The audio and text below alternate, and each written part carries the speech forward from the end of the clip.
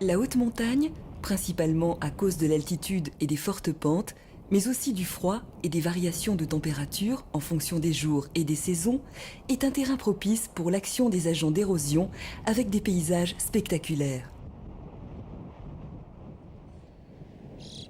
Quand la température se réchauffe, la neige et la glace fondent et l'eau s'infiltre dans les fissures des roches. Puis, le froid revient. Dans les fissures, l'eau gèle et augmente de volume, ce qui provoque la dislocation des blocs qui peu à peu se détachent et tombent au pied des parois ou sur les glaciers.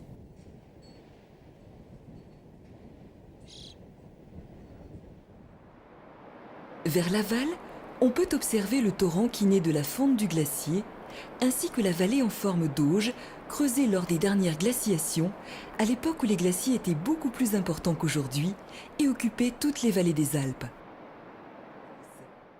Elles sont aujourd'hui reprises par l'érosion et sculptées en forme de cheminée des fées ou de demoiselles coiffées d'un chapeau, grosse pierre qui les protège du ravinement et de l'érosion.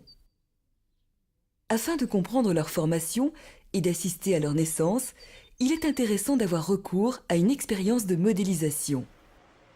Une moraine est un matériau hétérogène ayant une certaine cohésion et constitué de particules fines, de sable, de morceaux de roche ainsi que de quelques blocs beaucoup plus gros. La colonne, située à l'aplomb des grosses pierres, se trouve protégée et reste en relief. Ainsi s'ébauche une cheminée de fées dont la vie est toujours éphémère. Le chapeau finit par tomber et la cheminée disparaît, poursuite incessante du phénomène de l'érosion.